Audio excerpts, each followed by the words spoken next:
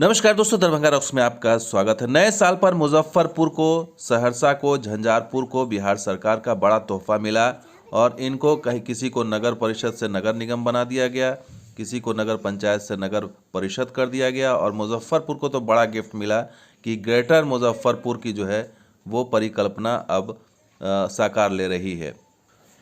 तो सबसे पहले आपको मुजफ्फरपुर के बारे में बता देते हैं, इसके बाद हम आपको ये बताएंगे कि आखिर दरभंगा क्यों पीछे छूट गया, एयरपोर्ट एम्स के बावजूद दरभंगा क्यों पीछे छोड़ा गया। तो ग्रेटर मुजफ्फरपुर को मंजूरी मिल गई है, शामिल इसे किया गया है।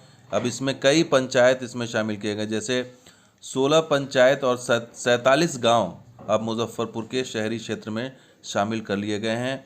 इसमें मुशहरी प्रखंड की 11 पंचायत है और कांटी और मड़बन प्रखंड की 5 पंचायतें शामिल कर ली गई। यानी कि अब जो शहर का दायरा है वो करीबन 53 वर्ग किलोमीटर का हो जाएगा।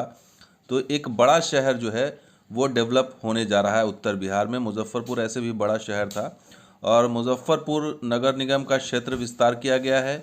इसके साथ साथ छपरा नगर निगम का भी क्षेत्र विस्तार हुआ है। तो ये 2 का क्षेत्र विस्तार किया गया, यानी ग्रेटर छपरा और ग्रेटर मुजफ्फरपुर। इसके अलावा सहरसा को नगर निगम बना दिया गया है, झंझारपुर को नगर परिषद कर दिया गया है।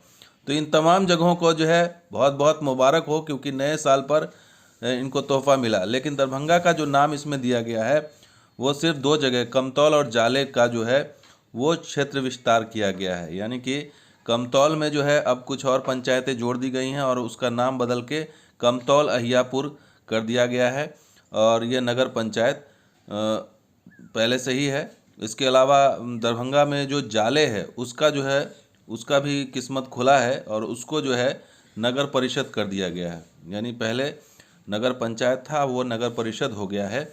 तो ये दरभंगा से 2 चीज़ें सामने हैं, लेकिन जो शहर विस्तार होना चाहिए वो नहीं हुआ है।